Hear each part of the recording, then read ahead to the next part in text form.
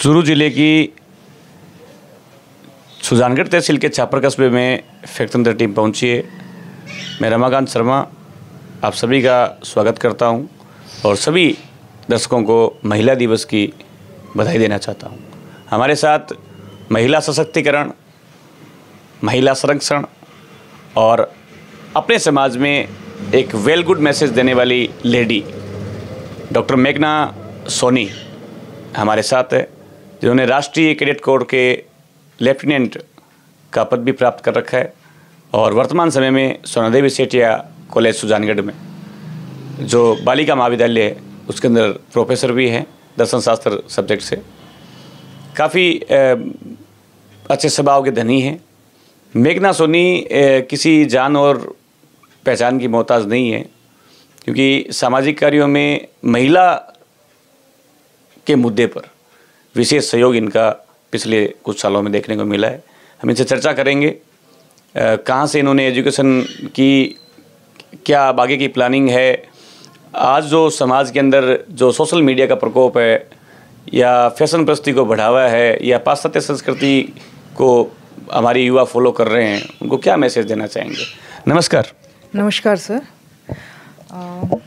क्या आपका जो एजुकेशन का जो दौर था कहाँ से आरंभ हुआ? सबसे पहले तो मैंने ग्रेजुएशन इसी सोनादेवी सेठिया कॉलेज से किया है और उसके बाद में मैंने पीजी डूंगर कॉलेज बीकानेर से किया और उसके बाद में मेरी पीएचडी जो है वो जोधपुर यूनिवर्सिटी से हुई है और पीएचडी होने के साथ साथ ही मैंने वापस से यहीं इसी कॉलेज में एज ए प्रोफेसर ज्वाइन कर लिया था और मुझे यहाँ पढ़ाते हुए 7-8 साल हो चुके हैं। दर्शन शास्त्र विषय है वो मेरा है और भारतीय और सेमेटिक धर्म में आत्मा की अवधारणा इस विषय पर मैंने पीएचडी किया है।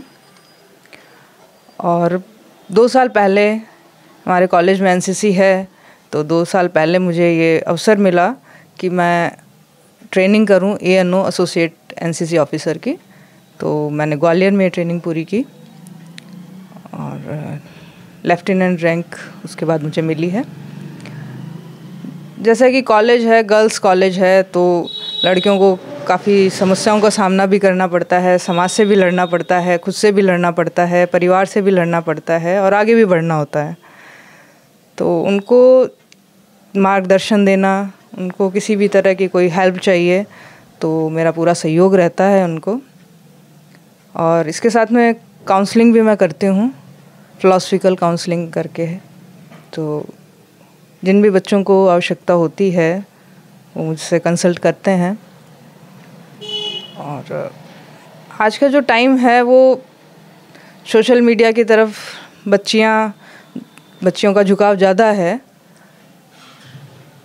मुझे ऐसा लगता है कि सोशल मीडिया के सदुपयोग की बजाय उसका दुरुपयोग बहुत ज़्यादा हो रहा है।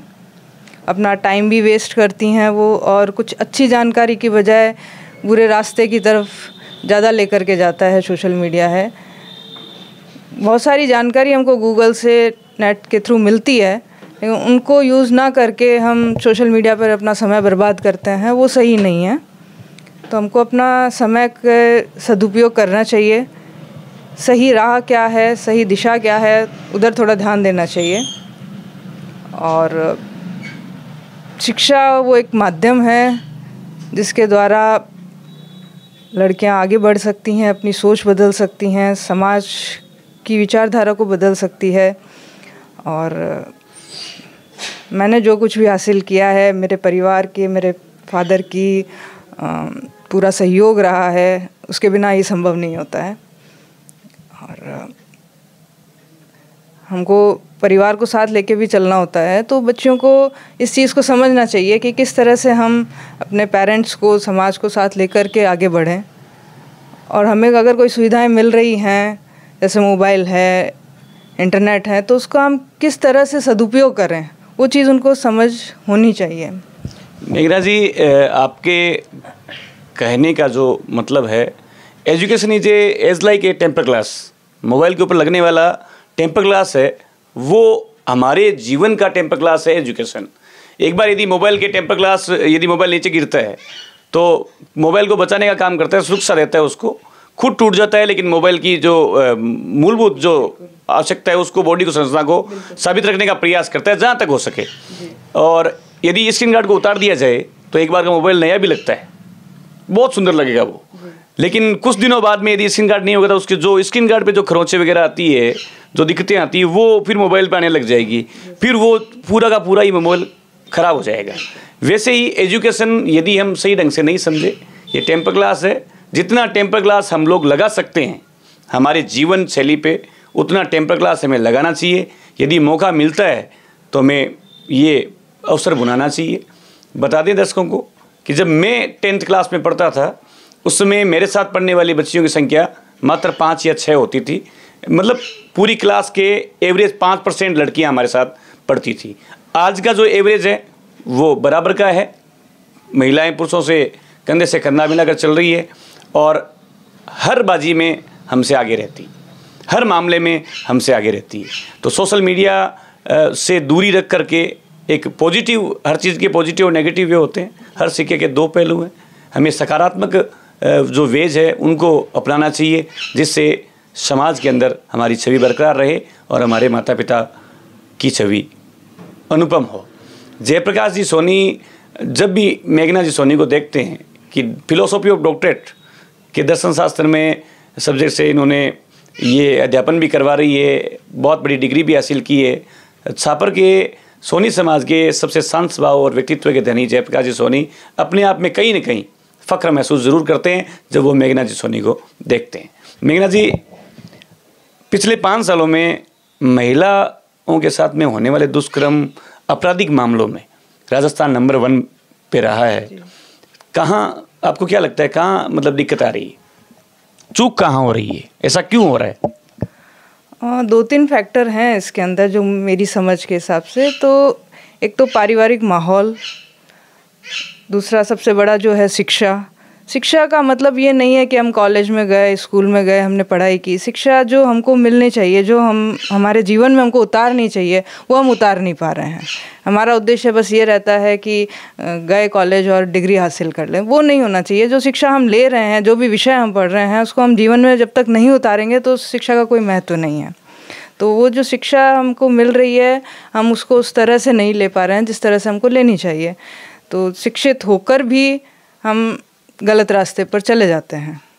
कहीं ना कहीं हम अशिक्षित हैं, क्योंकि घर पे बैठे बैठे हम मोबाइल से सोशल मीडिया पे टाइम पास करते हैं और डिग्री कहीं रेगुलर चल रही है वहाँ जाकर के एग्ज़ाम दे देते हैं और सीरीज़ पढ़ करके हम पास हो जाते हैं और टैग लगा लेते हैं, मैं बीकॉम हूँ, मैं एमकॉम हूँ। इस प्रकार की जो शिक्षा है वो कामयाब करने वाली शिक्षा नहीं है, वो एक कागज़ का पन्ना मात्र रह जाएगा। जबकि नॉलेज रेगुलर जो अध्ययन करेगा जिस विषय का, उसे ही होगा और उसी से जीवन के अंदर फ़ायदा बनेगा। आप भी टीचर हैं, मैं भी टीचर हूँ। ऐसा कोई विद्यार्थी आपको लगा जिसमें आपको मतलब देख करके हमेशा आपको ऐसा फील होता है कि नहीं, इसके अंदर ये क्वालिटी है और ये बहुत आगे तक जाएगा? ऐसा कोई विद्यार्थी आपके पास? बिल्कुल, बहुत सारी ऐसी बच्चियां होती हैं और मैं ये मानती हूँ कि बच्चियों में ज़्यादा कैपेबिलिटी होती है, कैचिंग पावर ज़्यादा होता है और बहुत सारे एक साथ काम कर सकती हैं, मल्टी टैलेंटेड होती हैं वो। तो मेरे साथ काफ़ी सारे बच्चे हैं जो इस तरह आगे भी बढ़े हैं, मेरी गाइडेंस लेकर भी। एनसीसी वाले बच्चे भी हैं, जैसे अभी एक बच्ची है टीएससी कैंप करके आई है, तो टीएससी कैंप करना भी एक बहुत बड़ी उपलब्धि है एनसीसी के अंदर। तो काफ़ी सारे बच्चे हैं, उनको अगर सही गाइडेंस मिल जाती है तो वो आगे बढ़ पाते हैं। थोड़ा सा गाइडेंस की कमी रहती है, बच्चों को नहीं मिल पाता है। अदरवाइज़ बहुत सारी बच्चियां हैं हमारे कॉलेज में भी और जो मेरे संपर्क में भी हैं, मेरी स्टूडेंट्स भी हैं, तो उनमें बहुत टैलेंट है आगे बढ़ने का और कुछ हासिल करने का। मुझे लगता है कि आपके कॉलेज में बहुत सारी बच्चियों के आप आइडल होंगे। आपका आइडल कौन था? मेरा आइडल मेरे पापा हैं। क्या बचपन से ही पापा को देख करके जो आपने जीवन शैली बदली, जीवन शैली जो आप जी रहे हैं, पापा की वजह से सब कुछ?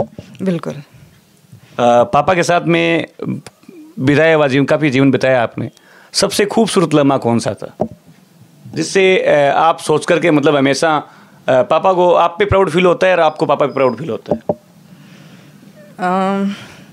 आप जिन क्वालिटीज़ की मुझ में बात कर रहे थे वो मुझे सारी पापा से मिली हैं, और इन सब चीज़ों को मैंने हमेशा से पापा के अंदर देखा है। जिस तरह से पापा बात करते हैं लोगों से, समस्याओं से डील करते हैं, वो चीज़ें देख कर ही मैंने सीखी हैं। तो मुझे हर वक्त सपोर्ट करते हैं, और सबसे बड़ी चीज़ है, मेरी एक छोटी सी भी उपलब्धि होती है तो सारी दुनिया को बता देते हैं, और इस तरह से कि वो उनकी खुद की उपलब्धि है और मैंने पता नहीं कितना बड़ा अचीवमेंट हासिल किया है। मैं खुद कर रहा हूँ। हाँ। मेघना जी, भारतीय समाज के अंदर महिलाओं पर आज से पूर्व ज़माने से लग रहे हैं, जैसे सिलेंडर की रेट बढ़ जाती है, लोग चूड़ियाँ गिफ्ट करते हैं और कायरता दिखाते हैं। ऐसे बोलने में भी ये कहा जाता है कोई पुरुष से यदि कोई काम नहीं होता है, क्योंकि पुरुष वीरता प्राप्त करने का हकदार नहीं है, काम नहीं हुआ तो कहने में ऐसे कहा जाता है चूड़ियाँ पहन लो, आपसे ये काम नहीं हुआ। तो मेरी समझ में चूड़ियाँ कायरता का प्रतीक नहीं है, चूड़ियाँ जिम्मेदारी का प्रतीक है, चूड़ियाँ इस राष्ट्र निर्माण का प्रतीक है। चूड़ियाँ पहनने वाली महिलाएं घर का काम करके अपना निजी जीवन में बच्चों को नया जीवन दे करके और बच्चों को शिक्षा से लेकर के छोटी छोटी चीज़ों के साथ में सारी जिम्मेदारी लेकर के आज हमारे देश का नाम रोशन कर रही है। तो चूड़ियाँ आज के बाद में जो भी दर्शक देख रहे हैं, चूड़ियों को कायरता का प्रतीक हम नहीं मानेंगे, चूड़ियों को हम जिम्मेदारी का, जोश का, वीरता का, पराक्रम का और अपने आप के अंदर जो जुनून पैदा होता है हम उसका प्रतीक मानेंगे। चूड़ियाँ बड़ी जिम्मेदारी का, चूड़ियाँ पहनने वाली बड़ी जिम्मेदार होती है और उस जिम्मेदारी को समझना चूड़ियाँ पहनने वाली ही समझ सकती है। मेघना जी, बहुत सारी बच्चियाँ मैंने पढ़ाई है, कुछ बच्चियों का ऐसे भी होता है कि भी गार्जियन उन पर ट्रस्ट नहीं करते, बच्चियाँ होशियार भी होती है और प्रॉपर उनको कोचिंग नहीं मिल पाती है, तो वो बेचारी पिछड़ी हुई भी साबित होती है। घर वाले उन्हें घर से बाहर भेजना नहीं चाहते क्योंकि थोड़ा सा समय खराब है और सामाजिक माहौल भी खराब है। आप क्या मैसेज देना चाहेंगे जो बच्चियों को माता पिता बाहर नहीं भेज रहे हैं, उनके अंदर एबिलिटी होने के बाद भी वो उनको रोक करके रखते हैं? आपके बच्चे हैं तो आपको उन पर विश्वास होना ही चाहिए। आप उनको बचपन से देखते आ रहे हैं तो आप जानते हैं, समझते हैं। आप समाज की सोच के पीछे चलेंगे तो कभी उनको आगे नहीं बढ़ने देते हैं। आपको अगर आपने संस्कार ऐसे दिए हैं तो बच्चे पर आपको विश्वास होगा ही होगा। दूसरे नहीं भेजते हैं या समाज में अच्छा बुरा सब होता है, तो आपको उनकी सेफ्टी भी आप ही के हाथ में है। आप उसको ध्यान में रखते हुए एजुकेशन की तरफ उनको ले जा सकते हैं। और पेरेंट्स की ही जिम्मेदारी है कि वो अपने बच्चे को समझते हैं, वो ज़्यादा अच्छे से समझ पाते हैं कि क्या कर सकते हैं, क्या नहीं कर सकते हैं। तो उनमें उनका सहयोग जब तक नहीं होगा बच्ची आगे नहीं बढ़ पाते हैं, तो उनका सहयोग बहुत ज़रूरी है। और जो बच्चियां हैं वो भी उस चीज़ को समझें कि भाई हम पर अगर ट्रस्ट किया गया है, हम पर हमारे पेरेंट्स विश्वास कर रहे हैं, तो उस विश्वास पर खरा उतरें। गलत संगत में ना पड़ना, सोशल मीडिया का गलत यूज़ ना करना, ये ज़रूरी है उन बच्चियों के लिए। सोशल मीडिया पे, आज की सोशल मीडिया पे अर्धनग्न प्रदर्शन कहीं न कहीं हमारे समाज को पीछे धकेल रहा है। विकासशील देशों की श्रेणी में आने वाला भारत यदि इसी हिसाब से हालात रहे तो हम बहुत पीछे चले जाएंगे। क्या गवर्नमेंट, जो केंद्र सरकार है या जो यूएनओ का जो सिस्टम चलता है, बाकी देशों की जो हमारी प्रणालियां हैं, क्या हम उनसे देख करके उनसे हम सीख करके क्या गवर्नमेंट इसके ऊपर कुछ बाउंडेशन नहीं लगा सकती है? क्या बाउंडेशन लगनी चाहिए या नहीं लगनी चाहिए? सर, देखने वाले जो हैं वो पुरुष हैं और बंद करने वाले भी पुरुष हैं। जब हम देखना ही बंद कर देंगे तो फिर हम दिखाना भी बंद कर देंगे। तो सोच जो है जो कि इस चीज़ को बंद किया जाए, उसकी बजाय हमको ये चीज़ देखनी नहीं है। अगर हम इस तरफ ध्यान दें तो जब देखने वाले ही नहीं होंगे तो दिखाने वाले भी नहीं होंगे। दर्शकों को बता दूं कि आज मेघना जी का बर्थडे भी है और आज अंतर्राष्ट्रीय महिला दिवस भी है। पैक्संतर परिवार की ओर से आपको जन्मदिवस की बहुत बहुत बधाई। और नैतिकता और महिला का सम्मान बहुत ज़रूरी है। बहुत अच्छी बात कही कि देखने वाले भी पुरुष है, आरंभ करने वाले भी पुरुष है और बंद करने वाले भी पुरुष है। लेकिन मेघना जी, इतिहास गवाह है, जिन जिन लोगों ने महिलाओं के साथ में अत्याचार किए हैं वो कहीं न कहीं पिछड़े ही है। अनीति से चले गए राज, तेज और वंश, तीनों ताले देकर गए रावण, कौरव और कंस। कंस ने अपनी बहन के साथ में दुराचार किया, रावण ने सीता माता के साथ में दुराचार किया, कौरवों ने द्रौपदी के साथ में दुराचार किया। और इस शक्ति के सामने शिवपुराण में कहा भी गया है, त्रिया चित्र बड़ा अनोखा है, 9 रूप होते हैं लक्ष्मी के। ये शक्ति कौन सा रूप लेकर के बैठी है वो पता नहीं लगता है। शक्ति तू सामले तो तारो अजब निराड़ो भेष, इस शक्ति के आगे झुक ब्रह्मा विष्णु महेश। जो सृष्टि निर्माता है, पालनहार है, सृजनहार है, वो सारे इस शक्ति के आगे नतमस्तक हो जाते हैं। तो क्यों न हम आज अंतर्राष्ट्रीय महिला दिवस पर महिलाओं का सम्मान करने का जो कर्तव्य है वो हम आरंभ करें। मेघना जी, अंतिम सवाल मेरा आपसे, काफ़ी समय भी मैंने आपके लिए लिया है।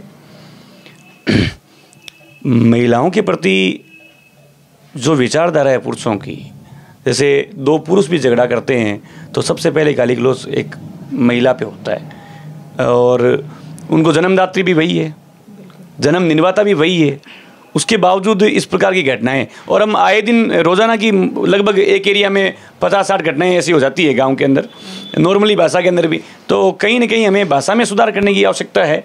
और एक मैं आपको और करना चाहूँगा, सुजानगढ़ की बेटियों के लिए आज अंतर्राष्ट्रीय महिला दिवस पर कोई विशेष संदेश, जिससे आपने एनसीसी में डिफेंस भी करना सीखा, किस प्रकार यदि पुरुष आक्रमण कर दें तो उसको हम कैसे डिफेंड कर सकते हैं, ऐसा कोई मैसेज जो सुजानगढ़ की बेटियां अपने आप को वो सीख करके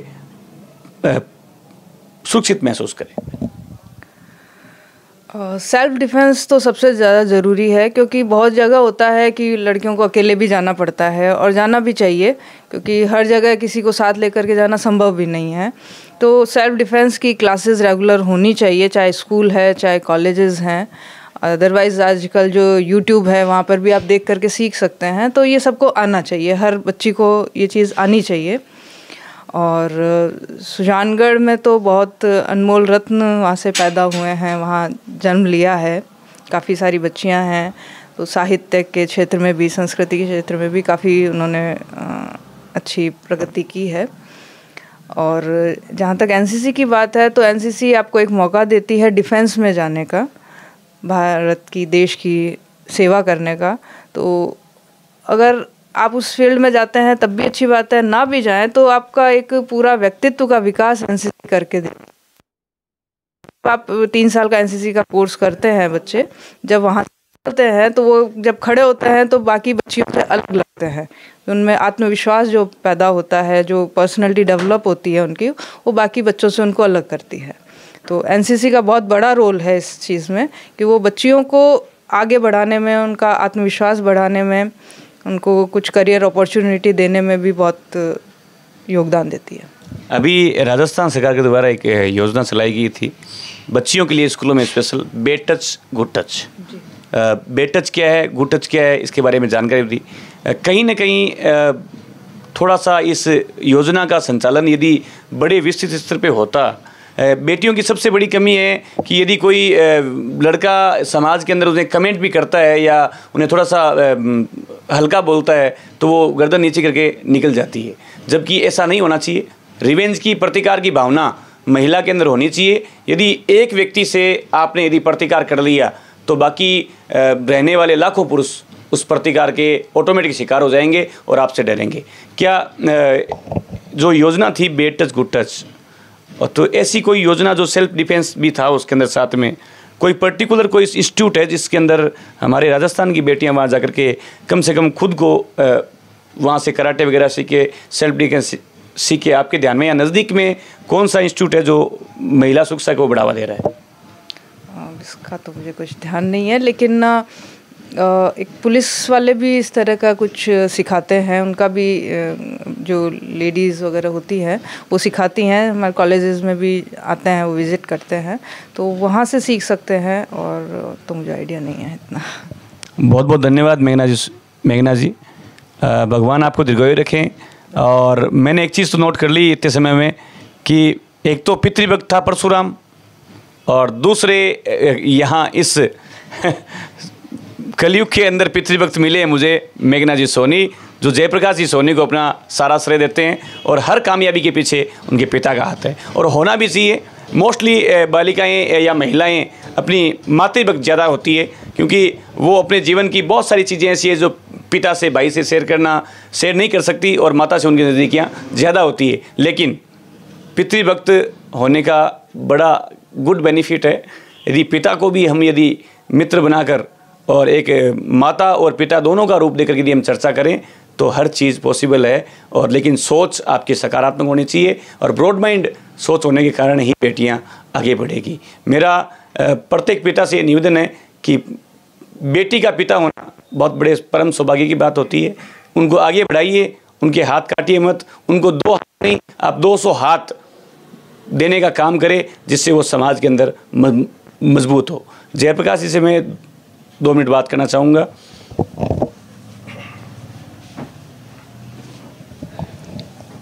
छापर के समाज सेवियों में आपका नाम आता है, गौशाला हो या कोई भी सोशल वर्कर का कोई काम हो, वहाँ आप सबसे पहले पैदान पे खड़े मिलते हैं।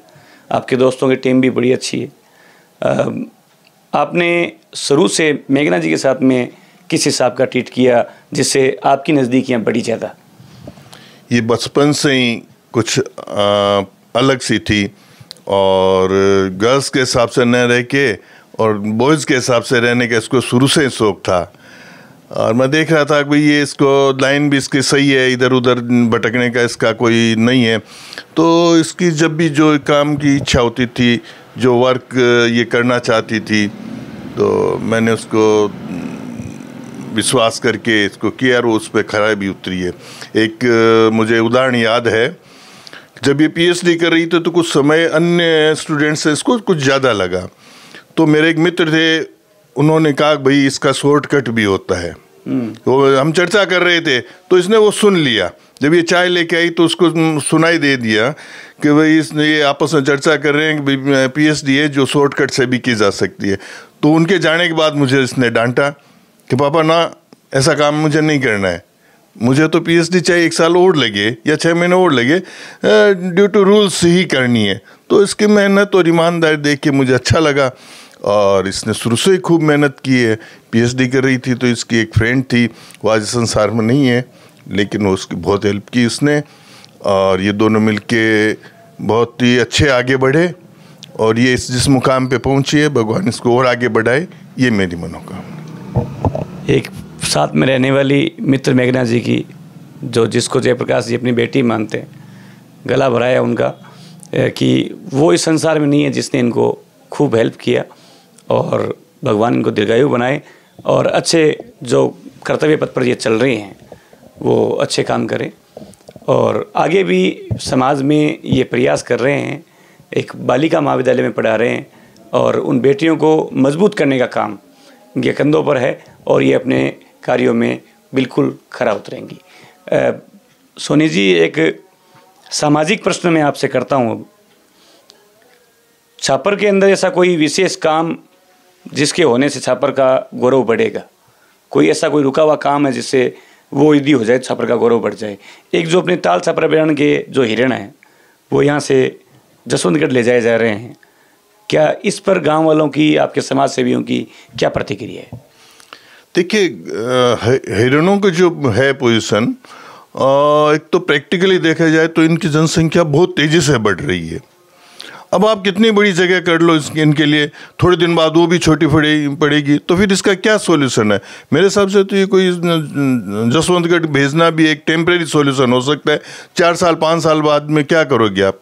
ये बात chief justice of high court Mehta साहब ने भी पूछी थी, मेहरोत्रा जी को, जो स्पेशलिस्ट है वन्य जीव के, उनको पूछी थी कि भाई ये आप जो कह रहे हो कोई इधर कर दो, उधर जगह कम है तो इधर फैला दो इनको, तो ये कैसे होगा?